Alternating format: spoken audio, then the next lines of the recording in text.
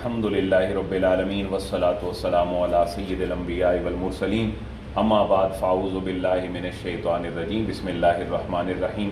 قابل احترام اللہ کے فضل اور اس کی توفیق سے آج ہماری 14ویں کلاس ہے اور ایک پورا رکوع نمبر 13 کی ہم تلاوت، ترجمہ اور تشریح سنیں گے اور تقریباً اس کے اندر 9 آیات مبارکہ ہوں گی۔ باقاعدہ کلاس کے آغاز سے پہلے آج کی 9 آیات مبارکہ اور ایک رکوع کی تلاوت حاصل کرنے کی سعادت حاصل کریں گے حافظ محمد شہریار۔ اعوذ باللہ من الشیطان الرجیم، بسم اللہ الرحمن الرحیم۔ یا ایھا الذین آمنوا لا تقولوا راعنا وقولوا انظرنا واسمعوا وللکافرین عذاب علیم۔ ما يود الذین کفروا من اہل الکتاب والمشرکین ان ينزل علیکم من خیر من ربکم واللہ يختص برحمته من يشاء والله ذو الفضل العظيم۔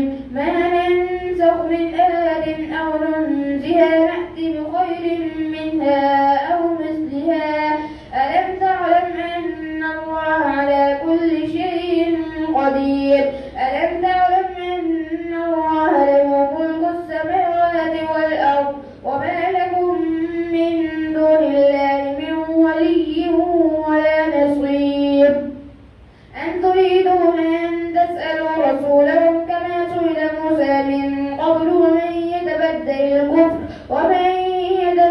الكفر بالإيمان فقد ضل سواء السبيل ود كثير من أهل الكتاب لو يردونكم من بعد إيمانكم كفارا حسدا من عند أنفسهم من بعد ما تبين لهم الحق فاعفوا واصفحوا حتى يأتي الله بأمره إن الله على كل شيء قدير فأقيموا الصلاة وآتوا الزكاة وما تقدموا لأنفسكم من خير تجدوه عند الله إن الله بما تعملون بصير وقالوا لن يدخل الجنة إلا من كان هودا أو نصارى تلك أمانيهم قل هاتوا برهانكم إن كنتم صادقين بلى من أسلم وجهه لله وهو محسن فله أجره عند ربه ولا خوف عليهم ولا هم يحزنون صدق الله العظيم۔ آمین، جزاک اللہ۔ آج کی 9 آیات مبارکہ جو 104 سے لے کر 112 تک ہیں، ان آیات مبارکہ میں یعنی یہ جو پورا رکوع ہے 13 نمبر اور اس سے جو اگلا رکوع ہے 14 نمبر، اس کے اندر بھی 9 آیات ہیں۔ تو یہ جو دونوں رکوعوں کے اندر 9 اور 9 18 آیات مبارکہ ہیں، ان کا موضوع جو گزشتہ 103 آیات مبارکہ گزری ہیں ان سے تھوڑا سا بدل گیا ہے، اور یہ موضوع ہے ایمان والوں کو خطاب کر کے اہل کتاب میں سے خصوصاً جو یہودی ہیں ان کی جو ریشہ دوانیاں ہیں، ان کی جو شرارتیں ہیں، ان سے مسلمانوں کو آگاہ کرنا ہے تاکہ جو سادہ لوگ اخلاص والے مسلمان ہیں وہ اہل کتاب اور خصوصاً جو یہودی ہیں ان کی ان شرارتوں سے محفوظ رہیں اور فکری لحاظ سے اور عملی لحاظ سے کہیں دوبارہ گمراہی کی طرف نہ چلے جائیں۔ تو آپ یوں سمجھیں کہ آج کی آیات مبارکہ میں ہر آیت جو ہے وہ اہل کتاب کی ایک ایک جو شرارت اور ان کی جو نفسیات ہے اس سے مسلمانوں کو آگاہ کر رہی ہے، اور خطاب بھی مسلمانوں کو ہے۔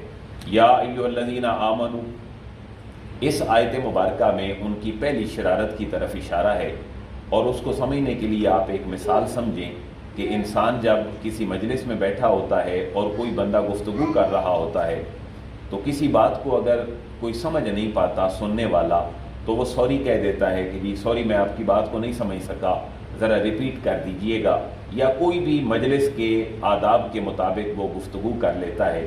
تو یہ بارگاہ رسالت میں جب اہل کتاب یہودی آتے اور مسلمان بھی بیٹھے ہوتے، باقی بھی مختلف مکاتب فکر منافقین وغیرہ سب ہوتے، تو کوئی بات اگر یہودیوں کو سمجھ نہ آتی تو وہ رائنا کا لفظ بولتے. رائنا کا معنی ہے رعایت کیجئے. رائے جو ہے یہ فعل ہے اور نا ضمیر ہے، یعنی حضور دوبارہ کچھ فرما دیجئے. تو یہاں بھی یہودی جو ہیں وہ فتنہ گری کرتے اور رائنا میں اس کو تھوڑا سا کھینچ کر پڑھتے اور اس کو کہتے رائینا، جس کا معنی ہے چرواہا معاذ اللہ یا کوئی احمق قسم کا انسان. تو یہاں بھی نبی پاک صلی اللہ علیہ وسلم کی وہ الفاظ میں کھینچ کر پڑھنے سے اپنی منافقت کا اظہار کرتے، بجائے اس کے کہ حضور کا ادب جھلکتا اس سے بے ادبی جھلکتی تھی. تو اللہ رب العزت نے مومنین کو آگاہ کیا کہ یہ بھی جو ہے اہل کتاب منافقین کی ایک شر انگیزی ہے کہ وہ میرے حبیب مکرم کی شان میں گستاخی کا پہلو لاتے ہیں. تو اللہ رب العزت نے فرمایا کہ اے ایمان والو تم یہ لفظ کہا ہی نہ کرو رائنا کہ رعایت کیجیے، بلکہ تم اس لفظ کو ہی چینج کر لو تاکہ وہ بگاڑ کر پڑے ہی نہ. اگر تمہیں میرے حبیب مکرم کی مجلس میں بیٹھ کر کوئی بات سمجھ نہ آئے تو آپ یوں کہہ دیا کرو، عرض کیا کرو انظرنا، حضور نظر کرم فرمائیے. یعنی رائنا اے ایمان والو نہ بولو تاکہ وہ اس کو غلط طریقے سے پروناؤنس کر کے میرے حبیب کی توہین نہ کریں. اس لفظ کو ہی چینج کر لو اور رائنا کے بجائے کیا کہہ دیا کرو انظرنا، حضور نظر کرم فرمائیے. اور دوسری ساتھ ہی بات یہ بتا دی گئی کہ ایک آداب مجلس کا ایک بڑا ادب یہ بھی ہے کہ تم کسی کی بات کو غور سے سنو، ہر بڑے کی بات کو غور سے سنو، اور جب میرے محبوب کی باری ہو تو پھر تو اور غور سے سنو. اور ساتھ ہی کہہ دیا کہ انظرنا بھی کہو اور واسمعوا، اور یہ کہا کرو کہ تم میرے حبیب کی بات کو پہلے ہی غور سے سنو تاکہ تمہیں ریپیٹیشن کی ضرورت ہی نہ پڑے. تو پہلے ان کی جو شر انگیزی ہے اور منافقت ہے اس کو واضح کر کے مسلمانوں کو دو حکم دیے گئے ہیں. ذرا ترجمے کی جانب غور فرمائیں. یا ایھا الذین آمنوا، اے ایمان والو. ہم اس میں بنیادی طور پر پڑھ آئے ہیں جو ہمارے فعل کا اور اسم کا اور جو ہمارے حروف ہیں ان کا جو کمبینیشن ہے، لال، سبز اور نیلا کلر، اور جو یہ پرپل کلر ہے یہ ضمائر کو کر رہا ہے ریپریزینٹ. یا ایھا الذین آمنوا، اے ایمان والو. لا تقولوا، لا کا معنی نہ، تقولوا کہو، لا تقولوا نہ کہو، رائنا رعایت کیجئے ہماری. میرے حبیب کی بارگاہ میں بیٹھ کر کو بات سمجھ نہ آئے تو یہ لفظ بولنا ہی چھوڑ دو کہ حضور رعایت کیجئے، کیونکہ اس کو یہ غلط پڑھتے ہیں اور غلط مراد لیتے ہیں. ان کی عبرانی زبان میں اس لفظ کا معنی جو ہے وہ کچھ ٹھیک نہیں ہے، تو یہ وہ مراد لے کر منافقت کرتے ہیں. وقولوا، بلکہ اے اہل ایمان تم یہ کہا کرو انظرنا، اے حبیب، اے آقا دو جہاں نظر کرم فرمائیں نا ہمارے اوپر. اور پھر دوسرا پہلو ادب کا یہ بھی سکھایا گیا کہ تمہیں ضرورت ہی نہیں پڑنی چاہیے کہ تم کہو کہ جی بات کو ذرا دہرا دیجیے. جب کسی بڑے کی مجلس میں بیٹھو اور خصوصاً میرے حبیب کی بارگاہ میں بیٹھو تو ہمہ تن گوش رہا کرو اور ایسے بیٹھا کرو جیسے صحابہ کرام بیٹھتے تھے، گویا کہ ان کے سروں کے اوپر جو ہے وہ پرندے بیٹھے ہیں. واسمعوا، تم بات ہی میرے حبیب مکرم کی بڑے غور سے سنو. وللکافرین عذاب علیم، اور جو انکار کرنے والے ہیں اور میرے حبیب مکرم کے ادب کا خیال اور پاس نہیں رکھتے تو وہ سن لیں، ان کے لیے ہے عذاب علیم، بڑا دردناک قسم کا جو عذاب ہے وہ ان کے لیے. تو 104 نمبر آیت میں ان کی ایک جو فتنہ انگیزی اور شر انگیزی ہے اس کو مسلمانوں کے اوپر واضح کیا گیا، اور یہ پھر رہتی دنیا تک پوری امت کے لیے سبق ہے. اس میں ایک اور بات جو آیت نمبر 105 کے اندر ہے، یہ بھی ان کی فتنہ انگیزی ہے، یہ بھی اہل کتاب کی شر انگیزی ہے، ان کی منافقت ہے، اور اللہ نے اس کو آشکارا کیا ہے کہ اے مسلمانوں تم ان کے اس طرح کے داؤ پیچ میں نہ آنا. وہ مسئلہ کیا تھا؟ یہ ایک تاریخی اور ہسٹوریکل اس کا بیک گراؤنڈ ہے کہ حضرت ابراہیم خلیل اللہ کے دو بیٹے تھے، حضرت اسحاق اور حضرت اسماعیل. حضرت اسحاق کے بیٹے حضرت یعقوب تھے. حضرت یعقوب کے آگے پھر کافی بیٹے تھے جن کی میں سورہ یوسف میں بڑی تفصیل سے تذکرہ ہے. تو حضرت اسحاق اور حضرت یعقوب سے آگے پھر ہزاروں انبیاء اللہ نے ایک بنی اسرائیل کے اندر جو ہے وہ مبعوث کیے، کیونکہ اسرائیل لقب تھا حضرت یعقوب علیہ السلام کا. اور 70,000 انبیاء اور ان کی اولادیں جو حضرت یعقوب سے آئیں وہ ساری کی ساری ہی بنی اسرائیل کہلائیں. تو ایک جو اور بیٹے تھے جو ہمارے نزدیک مسلمانوں کے نزدیک ذبیح اللہ ہیں، وہ حضرت اسماعیل خلیل اللہ ہیں، حضرت اسماعیل ذبیح اللہ ہیں. تو حضرت اسماعیل کی اولاد میں سے ہزاروں سال بعد آقا دو جہاں تشریف لائے، تو نبوت کا جو سلسلہ بنی اسرائیل میں آ رہا تھا وہ یکدم اللہ نے جب اس کو منتقل کیا بنی اسماعیل میں، تو یہ بات اہل کتاب کے لیے جو ہے وہ برداشت کرنا ان کی حسد کی وجہ سے ممکن نہیں تھی۔ تو یہ وہ اپنے اندر ایک حسد رکھا کرتے تھے، اللہ رب العزت نے ان کے اس حسد کو دور کیا۔ وہ جب اس میں اپنی لاجک پیش کرتے کہ دیکھو جی عبد المطلب کے گھر میں، عبداللہ کے گھر میں ایک یتیم پوتا عبداللہ کا معاذ اللہ وہ نبوت کا حامل کیسے ہو سکتا ہے، یہ تو صدیوں کی ایک چین ہے جو بنی اسرائیل میں چلتی آ رہی تھی۔ تو اللہ نے فرمایا کہ اے میرے حبیب اپنے غلاموں کو یہ بتا دیں کہ یہ ان کا ایک فکری مغالطہ ہے جس میں وہ مسلمانوں کو مبتلا کرنا چاہتے ہیں۔ یہ جو نبوت ہے یہ تو گاڈ گفٹڈ ہے، اللہ جس کو چاہتا ہے وہ اپنی اس رحمت اور فضل کے ساتھ خاص فرما دیتا ہے۔ تو یہ ایک اور ان کی شرنگیزی کو دفع کیا گیا۔ ما یود الذین کفروا من اہل الکتاب ولا المشرکین ان ینزل علیکم من خیر من ربکم واللہ یختص برحمتہ من یشاء واللہ ذو الفضل العظیم۔ بس ترجمہ رہ گیا ہے، میں نے باتیں عرض کر دی ہیں۔ ما کا معنی ہے نہیں، ما مختلف سینس میں استعمال ہوتا ہے، کبھی یہ نفی کا معنی دیتا ہے، کبھی یہ استفہام اور انٹروگیشن کا معنی دیتا ہے، کبھی یہ ریلیٹیو جو ہے وہ پروناؤن کے معنی میں استعمال ہوتا ہے۔ تو یہ جو ہے وہ سیکوینس کے اعتبار سے، ریفرنس ٹو دی کانٹیکسٹ کے اعتبار سے اپنا معنی تبدیل کرتا رہتا ہے۔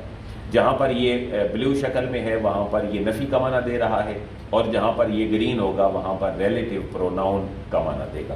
ما نہیں یودو پسند کرتے، الذین وہ لوگ جنہوں نے کفروا کفر کیا، الذین اس میں موصول جمع ہے، کفروا فعل ماضی ہے، وہ لوگ پسند نہیں کرتے جنہوں نے کفر کیا، من اہل الکتاب اہل کتاب میں سے، ولا المشرکین اور نہ ہی مشرک پسند کرتے ہیں۔ کس بات کو پسند نہیں کرتے اہل کتاب اور مشرک؟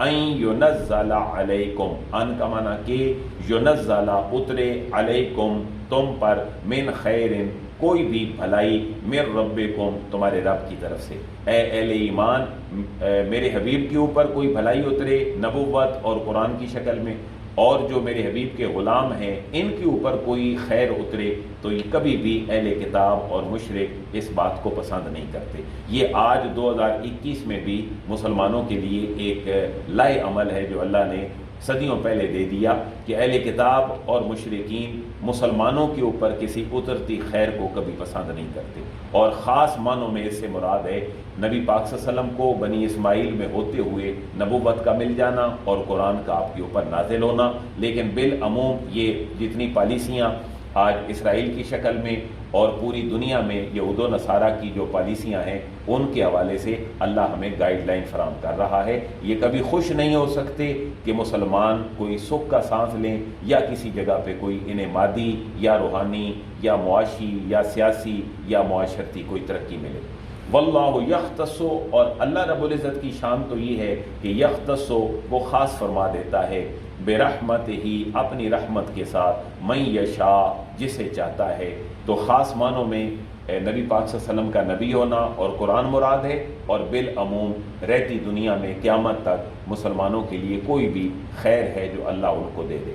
واللہ ذو الفضل العظیم، اور اللہ رب العزت جو ہے وہ ذو الفضل وہ بڑا فضل والا ہے، العظیم اور بڑے ہی فضل والا ہے۔ جیسے اللہ نے مسلمانوں کو ایمان کی طاقت بخشی، ان کو مسلم ممالک میں پاکستان کو ایٹمی طاقت بنا دیا، تو قرآن ہمیں اس بات کی طرف اشارہ کر رہا ہے کہ یہ غیر مسلموں کو، اہل کتاب کو، مشرکین کو کبھی بھی گوارا نہیں۔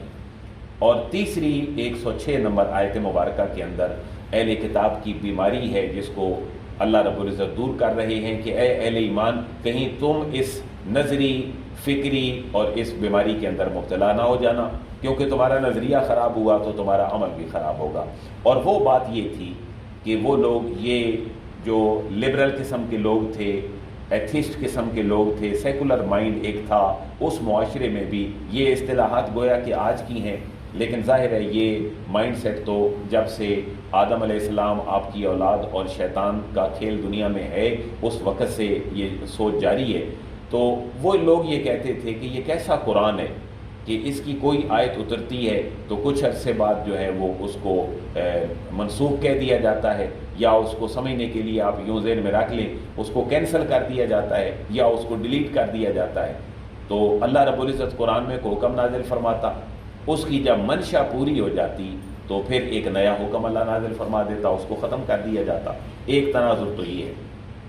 ایک اور تناظر یہ ہے کہ ان کا موقف تھا کہ یہ کیسا تمہارا اللہ ہے جو کبھی تورات نازل کر دیتا ہے، کبھی زبور نازل کر دیتا ہے، کبھی انجیل نازل کر دیتا ہے، اور ہر آنے والی کتاب کے بعد پہلی کتاب کو ختم ڈکلیئر کر دیا جاتا ہے۔ اب تم قرآن کے اندر بھی کہتے ہو کہ یہ آیت اتری تو پھر دوسری کیوں اتر آئی؟ جیسے میں مثال آپ کو دے رہا ہوں کہ پہلے مسلمانوں کا قبلہ تھا بیت المقدس، بیت المقدس بھی پڑھا جا سکتا ہے، یہ دونوں ظرف مکان کے حوالے سے ہیں۔ تو اس کے بعد اللہ رب العزت نے مسلمانوں کے لیے جو قبلہ ہے وہ خانہ کعبہ کو بنا لیا۔ تو یہ جو تبدیلی تھی یہ گوارا نہیں تھی اہل کتاب کو بھی اور باقی جو منافق مزاج لوگ تھے ان کو بھی۔ تو انہوں نے یہ اعتراض جو ہے اس کو اٹھایا اور ایک پوائنٹ جو ہے وہ ریز کیا کہ یہ کیسا خدا ہے کہ کبھی کتابیں آسمانی بدل جاتی ہیں، کبھی ان کے احکامات بدل جاتے ہیں، کبھی قرآن کی کوئی آیت کسی آیت سے بدل جاتی ہے۔ تو اس کا اعتراض اس کے اندر جواب دیا جا رہا ہے۔ اللہ رب العزت فرماتے ہیں کہ ہم جب منسوخ کر دیتے ہیں کسی آیت کو یا محبوب ہم جب بھلا دیتے ہیں آپ کے ذہن سے تو پھر اس میں حکمت یہ ہوتی ہے کہ ہم اس کی طرح کا اور کوئی اچھا حکم یا اس سے کوئی بہتر چیز لا رہے ہوتے ہیں جو تربیت انسانی اور ہدایت انسانی کے لیے بڑی مفید ہوتی ہے۔ تو ذرا ترجمہ دیکھیں، ما ننسخ من آیت، ما جو ننسخ ہم منسوخ کرتے ہیں، من آیتن کوئی نشانی، کوئی حکم، کوئی ڈیوائن آرڈر، اور ننسہا یا ہم بھلا دیتے ہیں محبوب اس کو آپ کے ذہن مبارکہ سے، تو نہ آتے ہم لے آتے ہیں بخیرن بہتر منہا اس حکم سے، اور مثلہا یا اگر بہتر نہیں ہوتا تو کم از کم اس جیسا ہوتا ہے۔ میں ان دونوں کی پہلے مثال عرض کر دیتا ہوں۔ مثلہا کی میں مثال دے چکا ہوں، مسلمانوں کا قبلہ خانہ کعبہ میں رہتے ہوئے بھی بیت المقدس تھا، اور ہجرت کے بعد بھی 17 مہینے تک مسلمان مدینہ کے اندر رہتے ہوئے بیت المقدس کی طرف منہ کر کے نماز پڑھتے رہے۔ اب اللہ نے ایک قبلہ بدل کر دوسرے کا حکم نازل فرما دیا، جس کی ڈیٹیل آنے والی جو آیات ہیں ہماری 2 سے 3 کلاسوں کے بعد وہ آئیں گی۔ تو قبلے سے قبلہ بدل گیا، یہ ہے مثلہا کی مثال کہ ہم نے پرانے قبلے کو بدل دیا ایک نئے قبلے کے ساتھ۔ اور پھر اس سے بہتری کی بات ایک مثال یہ ذہن میں رکھیں کہ سورہ بقرہ کی ہی آیات مبارکہ میں، جیسے سورہ بقرہ کی 240 نمبر آیت ہے، تو جو عورت اپنے جس کا شوہر فوت ہو جاتا تھا اس کی عدت ابتدائے اسلام میں پورا سال ہوتی تھی، لیکن یہ ایک مشکل امر تھا تو اللہ رب العزت نے اس کو آسانی میں بدل دیا اور سورہ بقرہ کی آیت نمبر 234 کے ساتھ اس کے حکم کو بدل دیا۔ اب وہ عدت ہے کہ جس کا شوہر فوت ہو جائے وہ 4 مہینے 10 دن عدت گزارے گی، اور اس کے بعد کسی اور رشتے اور کسی اور اپنے بندھن میں وہ جو اللہ اور اس کے رسول کے احکامات کے ساتھ ہے وہ اس کو جوائن کر سکتی ہے۔ تو یہ وہ حکم تھا، نات بخیر منہا، اس سے بہتر حکم آ جاتا ہے۔ تو 1 سال تک کسی بیوہ عورت کا گھر میں بیٹھنا اور معاشی جو ایک پریشانیاں ہیں ان کو فیس کرنا یہ تھوڑا سا مشکل تھا، اور بعد میں اللہ رب العزت نے اس کو 4 مہینے اور 10 دن تک جو ہے وہ معاملہ کر دیا۔ تو اس اعتراض کو جب انہوں نے ریز کیا تو اللہ رب العزت نے ان کے خیال کو جو ہے اس کی اصلاح فرمائی، اور وہ اصلاح یہ ہے کہ یہ جو نیا حکم ہے یہ اس وجہ سے نہیں ہے کہ اللہ کو معاذ اللہ پہلے پتہ نہیں تھا، یہ اس وجہ سے ہے جیسے کہ ایک ڈاکٹر ایک مریض کو دوائی دیتا ہے اور اس دوائی میں اس کو پتہ ہوتا ہے کہ یہ چند دن چلانے کے بعد میں نے اس سے اگلی جو ڈوز ہے، اس سے اگلی پوٹینسی کی وہ میں نے اس کو دینی ہے، تو گویا کہ یہ ایک ڈاکٹر کا معاملہ ہے جیسے وہ مریض کو ڈیل کرتا ہے۔ تو پوری کائنات میں انسانوں کے مزاج سے وہی واقف ہے جس نے حضرت انسان کو پیدا کیا ہے۔ اور پھر اللہ رب العزت نے ساتھ یہ بھی بات فرما دی کہ تم ہوتے کون ہو اعتراض کرنے والے کہ میں کبھی تورات اتاروں، کبھی زبور، کبھی انجیل، کبھی قرآن، اور کبھی قرآن میں سے متعدد حکم، تم کون ہوتے ہو اعتراض کرنے والے؟ میں تو خود ہر چیز کے اوپر قادر ہوں۔ اور ان آیات مبارکہ سے ہمیں وہ سوچ مل رہی ہے کہ اس کائنات ارضی میں پورا نظام اور حضرت انسان کی خواہشات یہ تابع ہیں اللہ اور اس کے رسول کے احکامات کے۔ ہم آزاد نہیں بلکہ ہم تو غلام ہیں اللہ نے قرآن میں حضرت انسان کو اور آقا دو جہاں کو بھی اپنا عبد اور غلام کہا ہے۔ اسلام کسی ایسے لبرل سوچ کا قائل نہیں، کسی ایسی لامحدود آزادی کا قائل نہیں کہ جس میں وہ اللہ اور اس کے رسول کی غلامی سے نکل جائے۔ الم تعلم ان اللہ علی کل شیء قدیر، جو ہے یہ انٹروگیٹو سینس کے لیے استفہام ہے، لم نفی کے لیے ہے۔ الم تعلم، اے مخاطب کیا تو نہیں جانتا، ان اللہ کہ بے شک اللہ تبارک و تعالی، علی پر، کل شیء ہر چیز پر، قدیر قادر ہے۔ اللہ جب چاہے تورات اتارے، جب چاہے قرآن کا کوئی حکم بدل دے، اللہ ہر چیز پر قادر ہے۔ اسی مفہوم کی تاکید اگلی پوری آیت میں ہی فرما دی۔ الم تعلم، کیا تجھے خبر نہیں، کیا تو نہیں جانتا اے مخاطب۔ اس میں آقا دو جہاں کو بھی خطاب ہے، اس وقت کے مسلمانوں کو بھی خطاب ہے، اور پھر آج اور رہتی دنیا تک کہ ہر انسان کو یہ خطاب ہے۔ اللہ فرما رہا ہے کیا تو نہیں جانتا ان اللہ، کہ بے شک اللہ تبارک و تعالیٰ ہی وہ ذات بابرکات ہے، لہو جس کے لیے ہے ملک السماوات، ملک بادشاہی، السماوات آسمانوں کی، والارض اور زمین کی، وما لکم من دون اللہ من ولی ولا نصیر، اور واو کا معنی اور، ما نہیں، لکم تمہارے لیے، من دون اللہ اللہ کے سوا، من ولی کوئی حمایتی، ولا نصیر اور نہ ہی کوئی مددگار ہے۔ مدد بھی اللہ کرنے والا ہے، حمایت بھی اللہ جو ہے وہ فرمانے والا ہے۔ اس کی تائید اور تائید عزدی کے بغیر کائنات میں مخلوق کا کوئی ایک درخت کا پتا بھی اس کی مرضی کے بغیر حرکت نہیں کر سکتا۔ جیسے میں نے عرض کیا کہ آج کے رکوع میں ہر آیت ہی منافقین کے نفاق کو جو ہے وہ اجاگر کر رہی ہے اور مسلمانوں کی جو ہے وہ اصلاح کی جا رہی ہے۔ تو یہاں بھی ایک ادب سکھایا جا رہا ہے، کسی بھی بڑے آدمی کی نشست میں بیٹھتے ہوئے کہ گفتگو کیسے کی جائے، اور اس کے لیے ماڈل بنایا جا رہا ہے آقا دو جہاں کی ذات بابرکات کو، اور ان کو مثال دی جا رہی ہے کہ جیسے تم نے سابقہ انبیاء میں سے میرے حبیب مکرم کے بھائی موسیٰ کلیم اللہ سے سوال کیے تھے بار بار، اور تم پھر جکڑے گئے تھے، پکڑے گئے تھے، ایسے ہی تم میرے حبیب کی مجالس کو نہ بناؤ، ورنہ یہ بار بار جو ہے وہ میرے حبیب کے مزاج میں کسی پریشانی کو لے آنا تمہارے بار بار تنقید کی وجہ سے، اللہ فرما رہا ہے میں کبھی بھی اس کو برداشت نہیں کروں گا۔ اور گویا کہ یہ تم نے بڑے گھاٹے کا پھر سودا کرنا ہوگا کہ ایمان دے کے تم نے کفر خرید لینا ہوگا اگر تم نے میرے حبیب کی مجالس اور بارگاہ کے آداب کا خیال نہ رکھا۔ تو 108 میں بھی ام تریدون، کیا تم یہ ارادہ کرتے ہو، ان تسألو کہ سوال کرو، رسولکم اپنے رسول سے، یعنی حبیب مکرم سے، کما جس طرح سئلا سوال کیا گیا، موسیٰ حضور کے بھائی اور سلسلہ انبیاء کی ایک بہت بڑی جو ہے وہ شخصیت موسیٰ سے، من قبل اس سے پہلے، یعنی موسیٰ علیہ السلام کے ماننے والوں نے جو ہے وہ نفاق سے جتنے سوال کیے حضرت موسیٰ سے تو وہ پکڑ میں آ گئے، کبھی کہتے تھے ہم یہ نہیں کر سکتے، کبھی کہتے تھے یہ نہیں کر سکتے، جیسے ہم گزشتہ آیات میں پڑھ آئے کہ حضرت موسیٰ علیہ السلام نے انہیں مصر سے کیسے نکالا، اس کے بعد دریا کیسے عبور کروایا، اور پھر وادی سینا اور وادی تی کے اندر وہ کیسے پھرتے رہے، پھر حضرت موسیٰ علیہ السلام کو جو ہے وہ کوہ طور پہ تشریف لے گئے، کتاب ملی، اور پھر شرک میں مبتلا ہو گئے۔ تو یہ پورا سیناریو تھا جس سے اللہ اہل ایمان کو جو ہے وہ ایک ریمائنڈر دے رہا ہے، وَمَن يَتَبَدَّلِ الْكُفْرَ بِالْإِيمَانِ فَقَدْ ضَلَّ سَوَاءَ السَّبِيلِ۔ یہ ایک جھنجھوڑنے والا جو ہے وہ حکم دیا گیا ان کو، اور خبردار کیا گیا کہ تم میرے حبیب کی بارگاہ کا اگر ادب کا خیال نہیں کرتے ہو تو گویا کہ اپنا ایمان بیچ رہے ہو اور کفر خرید رہے ہو، اور جس نے ایسا کیا وہ تو پھر بھٹک گیا۔ وَمَن يَتَبَدَّلْ، واو کا معنی اور، من موصولہ ہے، ریلیٹو پروناؤن ہے، یتبدل فعل مضارع ہے، اور جس نے بدلا الکفر بالایمان، کفر سے ایمان کو، یعنی ایمان ہے میرے حبیب کا ادب، یہ تم نے جب نہیں کیا تو پھر سمجھو تم نے ایمان کا مظاہرہ نہیں بلکہ کفر کا مظاہرہ کیا۔ فقد ضل سواء السبیل، جس نے ایسے کیا گویا کہ وہ تو سیدھے راستے سے بھٹک گیا۔ فا کا معنی پس، اور قد کا معنی ہے تحقیق، جب یہ فعل ماضی سے پہلے آ جائے، اور یہ ایک ایسا حرف ہے، یہ ایسا لیٹر ہے اور ایسا پارٹیکل ہے جو سرٹینٹی پارٹیکل کہلاتا ہے، جس کی جو ہے وہ تاکید کا معنی وہ پیدا کرتا ہے۔ دلہ وہ گمراہ ہو گیا، سوا السبیل سیدھے راستے سے۔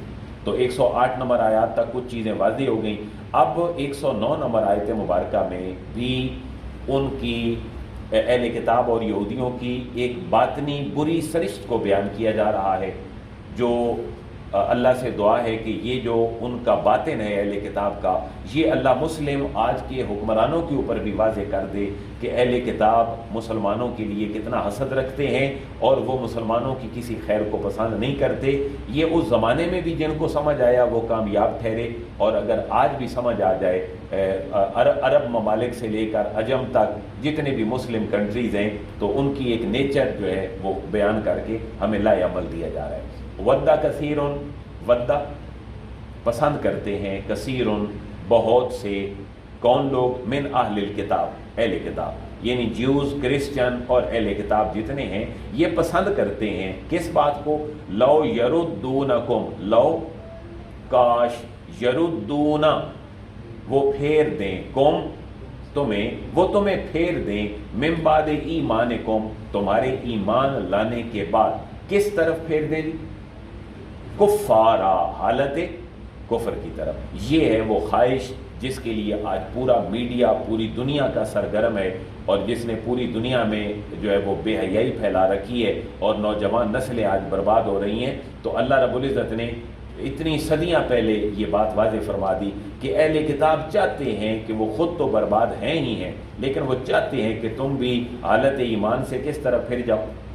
کفر کی طرف۔ اس کے لیے پھر ایک جال بچھایا گیا اس جدید دنیا میں، ایک سیکولر نظام تعلیم کا، اور ایک پورا ایک ڈیکورم بنایا گیا بڑی بڑی این جی اوز کی شکل میں، اور بڑے بڑے مفادات عالمی مد نظر رکھ کے، اور کوشش کی گئی کہ اہل ایمان سے ان کے اس ایمان کو چھین لیا جائے۔ حضرت اقبال نے بھی کافی عرصہ پہلے اسی بات کی طرف اشارہ کیا تھا کہ یہ فاقہ کش جو موت سے ڈرتا نہیں ذرا، روح محمد اس کے بدن سے نکال دو، یہ وہی بات ہے جس کی طرف قرآن نے اشارہ کیا اور علامہ اقبال رحمۃ اللہ تعالیٰ علیہ نے اس کی ترجمانی کی۔ اور یہ جو کفر کی طرف پھیرنا چاہتے ہیں اہل کتاب، اس کی وجہ بھی بڑی واضح طور پر بیان کر دی۔ حسدہ، یہ کیوں اہل کتاب مسلمانوں کو کافر بنانا چاہتے ہیں؟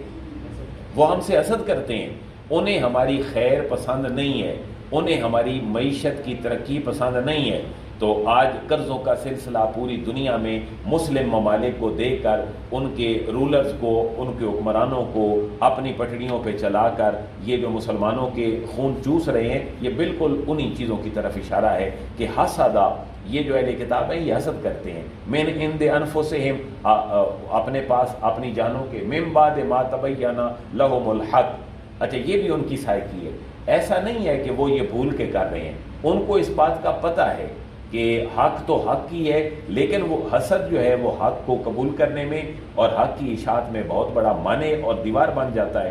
اس لیے اللہ رب العزت نے ان کی اس سائیکی کو بھی واضح کر دیا کہ حسد تو ہوتا ہی جان بوجھ کر ہے، کسی کی اچھائی کو برداشت نہ کر سکنا اور یہ چاہنا کہ اس سے یہ زائل ہو جائے، یہی حسد ہے۔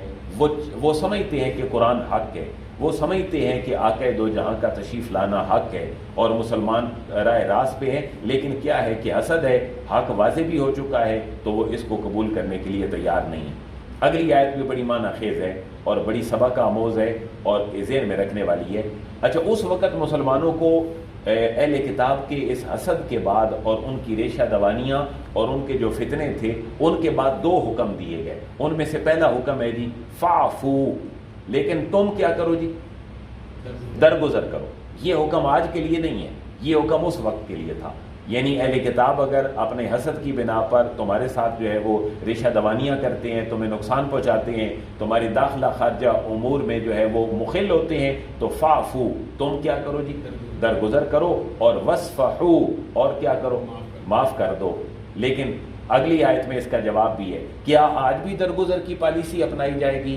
پاکستان ایٹمی طاقت بن چکا، اس کے باوجود بھی، اور اللہ نے بہت سارے وسائل ترقی کے مسلم اور عرب کنٹریز کو دے دیے، تیل جیسی دولت اور بہت ساری چیزیں، تو کیا آج بھی اہل کتاب اور مشرکین کی جو منافقت ہے اس میں درگزر کی جائے گی اور ان کو معاف کر دیا جائے گا؟ نو، یہ اس وقت جب ابتداءً آیات نازل ہو رہی تھی تو یہ حکم تھا۔ اس کے بعد آقا دو جہاں کا پریکٹیکل ہمارے سامنے ہے کہ آقا دو جہاں نے مدینہ طیبہ سے یہودیوں کو نکال دیا اور وہ جا کر آباد کہاں ہوئے؟ خیبر میں۔ اور اس کے بعد تقریباً 7 ہجری میں یعنی 2 میں غزوہ احد میں مدینہ بدر ہوئے، اور پھر 7 میں ہوا فتح خیبر۔ سیدنا علی المرتضیٰ شیر خدا رضی اللہ تعالیٰ عنہ آپ کی مناسبت سے اللہ نے آپ کو فتح عطا فرمائی، تو خیبر سے بھی اللہ نے اور اس کے حبیب نے یہودیوں کو خیبر بدر کر دیا۔ اس کے بعد پھر یہ بھی حکم آیا کہ باقاعدہ لڑائیاں بھی ہوں، غزوہ بدر، احد، خندق مشرکین کے ساتھ، پھر غزوہ تبوک جیسی بات ہے، اور اس کے بعد پھر آج تک صلاح الدین ایوبی، امت مسلمہ پوری، کروسیڈ، صلیبی جنگیں، یہ ساری چیزیں ہوتی رہیں۔ تو یہ حکم تھا پہلا۔ جب حالت جنگ آ گئی اور جہاد کا حکم آ گیا تو پھر یہ پالیسی ختم ہو گئی، درگزر کرنے کی پالیسی اور معاف کرنے کی پالیسی۔ اور مسلمانوں نے تو درگزر کیا، لیکن انہوں نے مسلمانوں سے آج تک درگزر نہیں کیا۔ فلسطینی مسلمانوں کا حال آج بھی آپ دیکھ سکتے ہیں۔ اس ریسنٹلی مئی کے آخری دنوں میں اور غزہ کی حالت اور مسجد اقصیٰ کی حالت کیا ہوئی، تو ہمارا رب تو اس وقت بھی فرما رہا تھا کہ تم درگزر کرو، معاف کر دو، لیکن جب منافقت ختم نہ ہو، فتنے ختم نہ ہو، پھر تلوار اٹھانے میں بھی کوئی حرج نہیں۔ حتیٰ یاتی اللہ بامرہ، حتیٰ یہاں تک کہ یاتی آ جائے اللہ تبارک و تعالیٰ بامرہ اپنے کسی حکم کے ساتھ، یعنی اللہ کوئی حکم فرما دے، اور وہ حکم یہی ہے کہ اپنے دشمن کے لیے ہمیشہ تیار ہو، اپنی قوت پوری کی پوری تیار رکھو، اور پھر فتح اپنی طرف سے کوشش کر لو، اور فتح کس کے لیے چھوڑ دو؟ اللہ کے لیے۔ اللہ تمہیں خود فتح دے دے گا۔ کیوں؟ ان اللہ علی کل شیء قدیر، انا کا معنی بے شک اللہ تبارک و تعالیٰ اللہ پر کل شیء، ہر چیز کے اوپر قدیر، قادر ہے۔ تم کوشش کرو، فتح اللہ رب العزت کے جو ہے وہ ذمہ ہے، اللہ تمہیں ضرور فتح عطا فرمائے گا۔ یہ اہل کتاب کی منافقتیں واضح ہو گئیں، اب مسلمانوں کو ان کا لائے عمل دیا گیا۔ لیکن یہ بات ہے کہ جس کی طرف آج ہماری توجہ نہیں رہی۔ میں کل کی بات یہ عرض کروں کہ مغرب کے ٹائم ایک مجھے نکاح کی دعوت تھی پڑھانے کی، تو نماز کے دوران کو تقریباً 10-12 فون ان کے آگے جی بارات پہنچ گئی۔ میں ذہن میں سوچ رہا تھا کہ یہ مسلمانوں کی باراتیں ہیں کہ جن کو نہ مغرب کی پرواہ ہے نہ عشاء کی پرواہ ہے، یعنی شادی اور بیعہ، بارات، ڈھول، یہی اسلام میں ہم نے شادی بنا لی۔ کسی نے کو مغرب پڑھنی ہے یا نہیں پڑھنی، یا کسی نے اللہ کے حضور جھکنا ہے یا نہیں جھکنا، یہ سنگل فگر میں نہیں، ڈبل فگر میں نہیں، یہ سینکڑوں کی تعداد میں ہم مسلمانوں کا یہ حال ہے، جس کی وجہ سے ہم بربادی کا شکار ہیں۔ دیکھیں قرآن کتنا پیارا ڈیکورم دے رہا ہے۔ اہل ایمان فکر مضبوط رکھو، عمل میں اخلاص رکھو، اور کرتے کیا رہو؟ وَأَقِیمُوا الصَّلَاةَ، اے ایمان والو تمہارے ذمہ یہ کام ہے کہ نمازیں پڑھتے رہو، اللہ کی عبادت جو ہے وہ بجا لاتے رہو۔ وَآتُوا الزَّکَاۃَ، اور اگر اللہ نے تمہیں کچھ مال دیا ہے تو زکوٰۃ دیتے رہو، اور یہ تمہارا لائف سٹائل ہونا چاہیے، اللہ کی بارگاہ میں جھکنا اور حقوق اللہ، حقوق العباد کا خیال رکھنا۔ اور پھر یہی نہیں کہ تم نے خرچ کر دیا نمازوں میں اپنا وقت اور اپنا مال، یہ دنیا میں بھی تمہیں فائدہ دے گا اور قیامت والے دن اللہ کے حضور بھی تم اس کا بہتر متبادل پاؤ گے۔ وَمَا تُقَدِّمُوا، واؤ کا معنی جی، اور ماں، جو یہاں پر ماں گرین ہے تو یہ ماں جو ہے وہ ریلیٹو پروناؤن ہے، تو جو تقدموا آگے بھیجو گے تو وہ کس کے لیے ہوگا؟ لِأَنفُسِكُمْ، لام کا معنی کے لیے، انفس جان، کم اپنی، جو تم نمازیں پڑھو گے، جو تم زکوٰۃ دو گے، یہ تمہارے اپنے لیے ہی تم آگے بھیجو گے۔ من خیرن، جو بھی تم بھلائی کرو گے، اور پھر یہ رائے گاہ نہیں جائے گی، یہ سٹاک ہوتی رہے گی۔ تجدوہ، تم پالو گے اس کو، عند اللہ، اللہ کے ہاں۔ ان اللہ بما تعملون بصیر، ان کا معنی بے شک، یہ ایکوزیٹو پارٹیکل ہے جیسے ہم نے پڑھا، انا، انا کا انا، لاکنہ، لا اللہ، لیتا، یہ 6 ہیں اور تعداد میں یہ 2000 سے زیادہ دفعہ استعمال ہوئے ہیں۔ ان کا ظاہر اور باطنی دونوں طرح سے عمل ہوتا ہے، اور اس ان کی وجہ سے ہی جو ہے وہ اللہ کے آخر میں زبر آ گئی۔ ان اللہ، بے شک اللہ تبارک و تعالیٰ، بے ما، اس کو جو تعملون تم کرتے ہو، بصیر، دیکھ رہا ہے۔ تو یہ درمیان میں مسلمانوں کو کچھ ان کا لائف سٹائل دے دیا گیا، اور ساتھ ہی پھر ایک اور چیز جو ہے اس کو خدشے کو واضح کر دیا گیا تاکہ مسلمان جو ہیں وہ ٹریپ نہ ہوں اہل کتاب کی ان فکری اور مغالطوں کی وجہ سے، کیونکہ یہودی کہتے تھے جنت میں صرف وہ جائے گا جو یہودی ہوگا، اور عیسائی کہتے تھے جنت میں صرف وہ جائے گا جو عیسائی ہوگا۔ اللہ فرما رہے محبوب جنت اور دوزخ میں نے تیار کی ہے اور اس میں جانے کا نصاب بھی میں نے دیا ہے، لہٰذا ان کے کہنے سے کچھ نہیں ہوتا، یہ ان کی اپنی باتیں ہیں۔ آپ کا ادنا سا غلام جو میرا خوف اور اے حبیب آپ کی محبت دل میں رکھتا ہے وہی جنت میں جائے گا، کسی کا یہودی یا عیسائی ہونا جنت میں نہیں جائے گا۔ وقالو، اور وہ کہتے ہیں لن يدخل الجنہ، لن ہرگز نہیں، يدخل داخل ہوگا، ہرگز داخل نہیں ہوگا، جنت میں، وہ کہتے تھے، مگر الا مگر من جو کانا ہو ہودن یہودی او نصارا یا نصارہ، تو نصارہ جو ہیں وہ حضرت عیسیٰ کے پیروکار تھے، ان کو نصارہ بھی کہا جاتا تھا، ان کو جو ہے وہ نصرانی بھی قرآن نے کہا ہے، انہی کو عیسائی اور حضرت عیسیٰ کے فالورز بھی کہا جاتا ہے۔ تو جو ان کا موقف تھا جو یہودی یا عیسائی ہو وہ جنت میں جائے گا۔ اللہ فرما رہا ہے تل کا امانیہم، تل کا یہ امانی خود ساختہ تصورات ہیں، بیٹھے بیٹھے خود کو جنتی بنا لیا، بیٹھے بیٹھے جو ہے وہ کسی کی دوزخ کا فیصلہ کر دیا، جیسے آج کے دور میں بیٹھے بیٹھے 100 لوگوں کو کافر کہہ دیا، 600 لوگوں کو مشرک کہہ دیا، اور ایک سند اور اتھارٹی اپنی زبان سے جاری کر دی۔ بے عین ہی اللہ یہی فرما رہا ہے جنت میں کون جائے گا، دوزخ میں کون جائے گا، یہ اللہ کا حکم اور اس کی تابعداری کے ساتھ کنڈیشنلائز ہے۔ باقی یہ کچھ کہتے ہیں تو تل کا امانیوں، یہ تو ان کے خود ساختہ تصورات ہیں۔ اور پھر یہاں ایک ڈیکورم بتایا جا رہا ہے گفتگو کا کہ کبھی بھی یک لخت کہنے والے کی بات کو رد نہیں کرتے، بلکہ اس کو سمجھانے کے بعد کبھی کبھی دلیل بھی مانگ لیتے ہیں۔ تو اللہ فرما رہا ہے محبوب یہ ان کے خود ساختہ تصورات ہیں کہ جنت میں یہودی عیسائی جائیں گے۔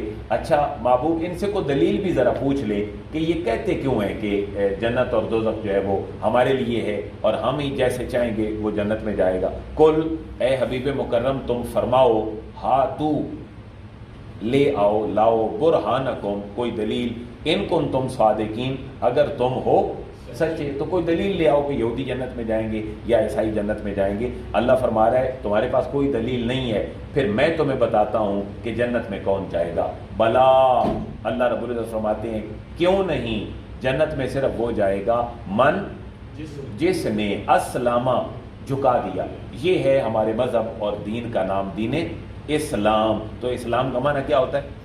جھک جانا، جھکا دینا اپنا سب کچھ اللہ کی بارگاہ میں۔ ہاں جنت میں وہ جائے گا جس نے جھکا دیا وجہہ، اپنا چہرہ، اس سے ایک تو چہرہ یہی مراد ہے جو اللہ کی بارگاہ میں ہم جھکا دیں، اور ایک ہے کہ اپنی ہر خواہش کو مار کر اپنے رب اور اس کے رسول کی ہر خواہش کو اپنا دینا۔ اور کیوں نہیں جس نے جھکا دیا اپنا چہرہ للہ، اللہ کے لیے، وہی جائے گا جنت میں۔ وَهُوَ مُحْسِنٌ، اچھا عمل میں بھی اس کا عمل اللہ رسول کی منشا کے مطابق ہو۔ وَهُوَ مُحْسِنٌ، واو کا معنی اور ہوگا وہ محسنٌ، وہ حالت احسان میں بھی ہو۔ حالت احسان کیا ہے کہ اخلاص کے ساتھ وہ اپنا ہر عمل کر رہا ہو، ایسے کہ جیسے وہ اللہ کو دیکھ رہا ہے، اور اگر یہ کیفیت پیدا نہیں ہوتی تو کم از کم اتنی ہو جائے کہ اس کا رب اس کو دیکھ رہا ہے۔ تو دو باتیں ہیں جو جنت میں لے جانے والی ہیں، ایک پریکٹیکلی اسلام اور اس کے جملہ کانٹینٹس، اور پھر ان اعمال کے اندر جو ہے وہ احسان، اور یہ جو احسان ہے یہی تصوف ہے جس کی طرف 14 صدیوں سے بزرگوں نے ورک کیا۔ حضرت سید علی بن عثمان داتا گنج بخش علی اجمیری نے، سید شیخ عبد القادر جیلانی رحمۃ اللہ تعالیٰ علیہ نے، یہ احسان کی کیفیت تھی کہ ان کے عمل کے اندر اخلاص تھا۔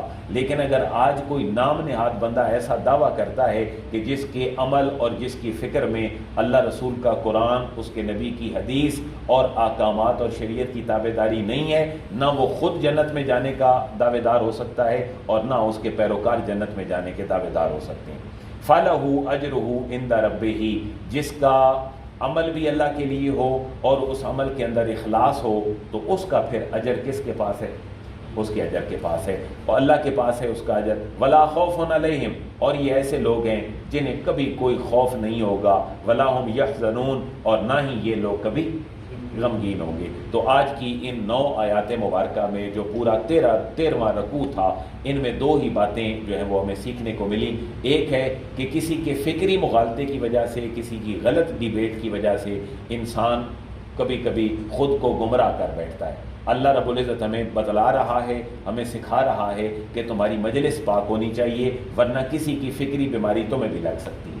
آج مسلمانوں کا المیہ یہ بھی ہے کہ علم پاس نہیں ہوتا، قرآن و سنت کی مضبوط بنیادیں نہیں ہوتی، اور کسی ایک ایسے بندے سے جو اللہ ہی بہتر جانتا ہے کہ وہ کس کے ایجنڈے پہ ہوتا ہے، جو بندہ اللہ کی بارگاہ میں سر جھکانے سے انسانوں کو دور کر دے، اور جو پھر اللہ رسول کے لیے چلنے کو جو ہے وہ مشکل کر دے پیروی میں، تو وہ فکری مغالطے میں لوگ مبتلا کرتے ہوتے ہیں۔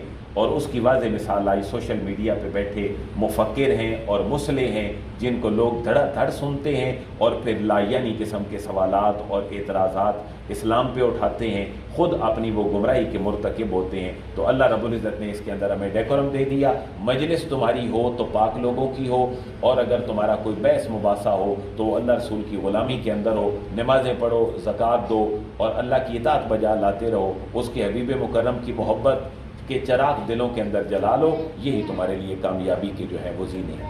اللہ سے دعا ہے اللہ رب العزت قرآن کے نور سے، خصوصاً آج کی آیات مبارکہ کا جو ایک نور ہے اور ان کی جو تعلیمات ہیں، ان کو ہمیں دل و دماغ میں بٹھانے کی توفیق نصیب فرمائے۔ وما علیہ الا البلاغ۔ الحمدللہ رب العالمین، والصلاة والسلام علی سید الانبیاء والمرسلین۔